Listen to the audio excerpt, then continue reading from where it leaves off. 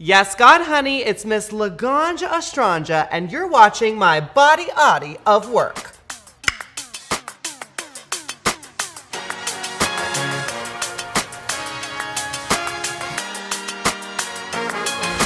Drag Race was my first time ever on the golden screen. Couldn't believe it. I was like 23 years old, such a babe.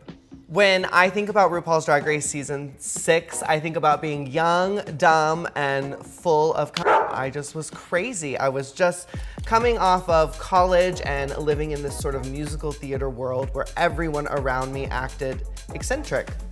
I think when you're watching reality TV, you're transported into this sort of magical landscape.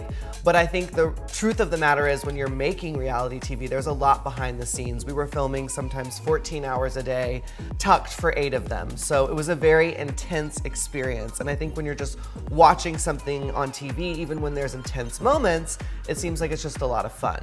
My fondest memory of filming season 6 would have been creating our promo. I loved my look, and I also met a now dear friend, Curtis William, who did my hair and eventually went on to do RuPaul's hair. I just remember how exciting it was, everyone in their own individual black pink looks, and I just loved that my section was all about being shady and I was looking through the blinds. It was just such a fun memory that I'll never forget.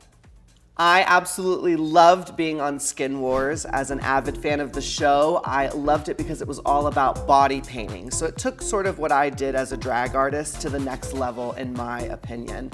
It's also where I met my dear friend and executive producer as well as judge, Robin Slonina, who's become a dear friend and actually body painted me my very first time for the cover of a Cannabis magazine. So that show brought me a lot of friends, and it also brought me an opportunity to not have to be a contestant, but rather a model and just really get to sit back and relax. I think I've always leaned heavily into the cannabis side of my brand, but after being on RuPaul's Drag Race and seeing how much it meant to so many medicinal patients, recreational patients, it gave me that encouragement to be even louder and prouder about my cannabis usage. I was so shocked when I got asked to be a part of Bong Appetit for Viceland. It was such a dream of mine to be on a cannabis-centric show and to be on a show like that, which had such an incredible panel of judges and guests themselves. It was also a lot of fun because I just got to try medicated food and get high, mama. I really enjoyed being on the Browns. Tammy Brown is one of my dearest friends. She's so much fun. She's so kooky. So I knew when I got an opportunity to be on her show, I would be able to just let loose. And I actually got to have a fight scene with Tynomi Banks, another dear sister of mine. And what I found really interesting about the process was the choreography of the fight scene was very similar to how I would be doing a choreographed dance. So it really came in handy that I had an understanding of choreography and the way that levels and negative and positive space really work. Germany's Next Top Model was a crazy experience. It was totally that first Hollywood moment of mine. We did the first episode here and we got to go to this incredible fashion house off Melrose that I'd always wanted to shop at. And we got to wear one of their custom creations in the actual show. And because the first episode was such a huge success, we got flown into Germany where we got to do the finale episode. And I actually got to play a small role in the choreography for the other drag queens in the opening number. So not only did I get to go and represent myself as Laganja, but I also got to go and represent myself as a choreographer. Heidi was a dream to work with, and I really, really felt like she supported our art form of drag. I mean, to fly us all the way out from America to be there for the grand finale live taping, it was such a statement about how she really felt about our art, and we have since become friends since this show.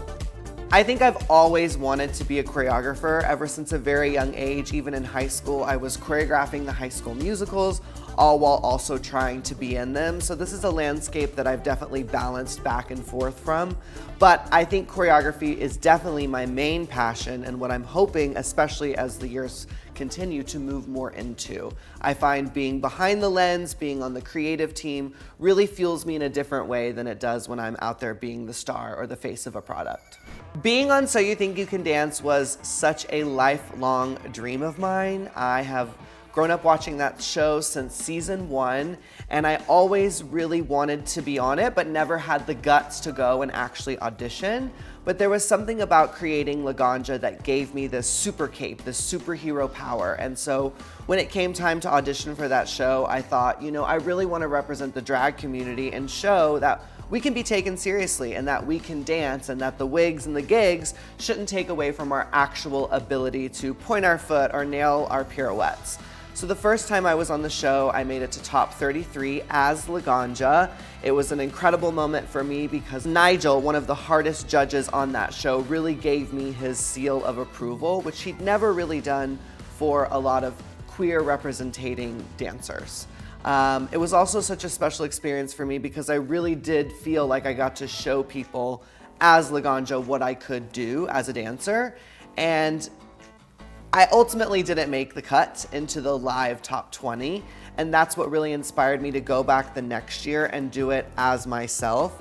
Now, I put quotations around that because this was before the transition, so I went in as a male presenting dancer and competed on the male side of things and only made it to top 50. And I think that just goes to show you that ultimately being your authentic self will always take you further. Queen of Drags is like RuPaul's Drag Race in Germany, but it features my friend Heidi Klum as the host. But very similar layout. The dolls go through challenges, they have to make their outfits, there's drama, and ultimately the show concluded in a big final performance, which I was brought in to not only be a guest judge, but to also perform my original single, Look at Me, which again just goes to show you how supportive Heidi really is. I think she could have easily just brought me in and had me judge, but she wanted me to show both Germany and the world, you know, what a Drag Race superstar really can look like.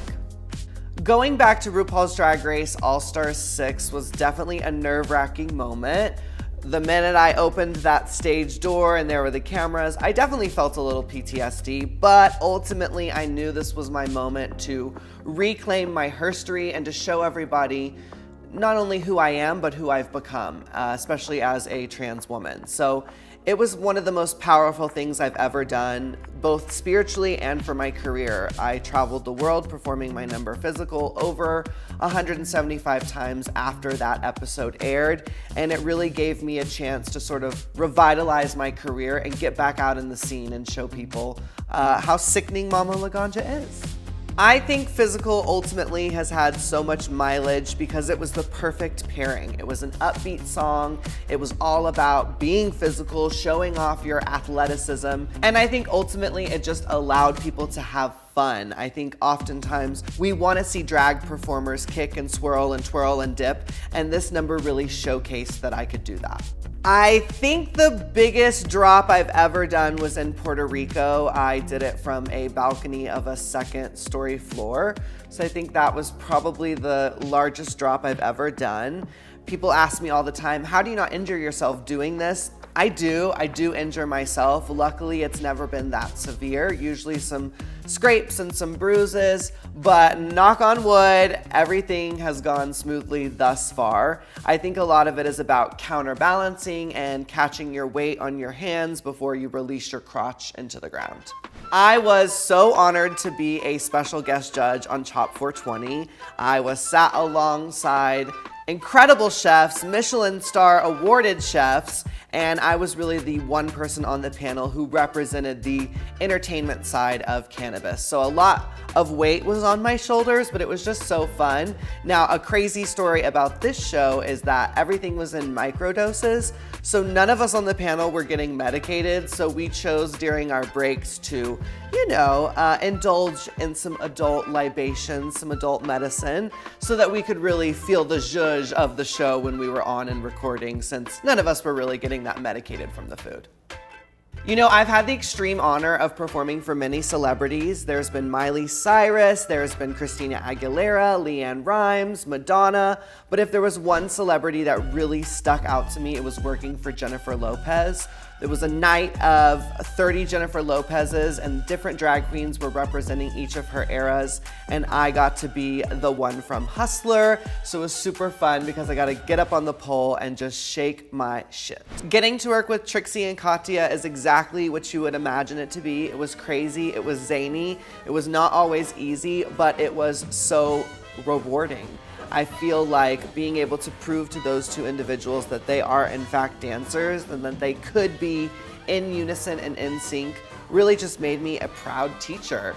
I think also being able to work with their director Tim and really create a creative landscape for which the two characters could live and invest their soul into was really special. I think what has kept me working so long in this industry is my commitment and dedication to my art form. I feel like you can look beautiful, you can be funny, but if you don't have a sort of regular schedule and a regular professional way that people can work with you, they're not going to want to rehire you. So I live by being early is on time and being on time is late. And I also pride myself in knowing that when I show up to do a job, I'm gonna go above and beyond. And I think that's ultimately what people in this industry are looking for. Someone who's talented but can also back it up in the dressing room.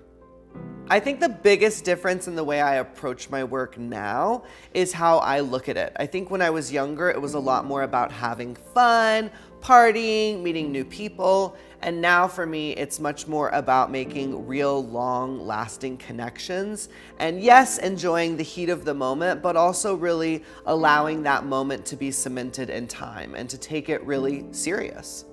My hope for the future is that I can keep up all of these TV gigs, but as I said, also ultimately move into more of the behind the scenes. I really love being able to creative direct and make someone younger and skinnier than me do it over and over again and not have to be that person myself. So while I'd love to continue making guest appearances and judging shows, or even having my own show where I was the host, I ultimately really just want to choreograph and create visual art for a lifetime to come. My advice for anyone out there who wants to follow in my footsteps is to always lead with authenticity, kindness, and respect. You gotta love yourself first before you can love someone else. There's a reason RuPaul truly says that, and I really believe it. I believe if you can show up for yourself, you can show up for anyone. Thanks so much for watching. Be sure you click subscribe and like all the videos from p.e.g. Until next time, stay sickening. Oh, krrr.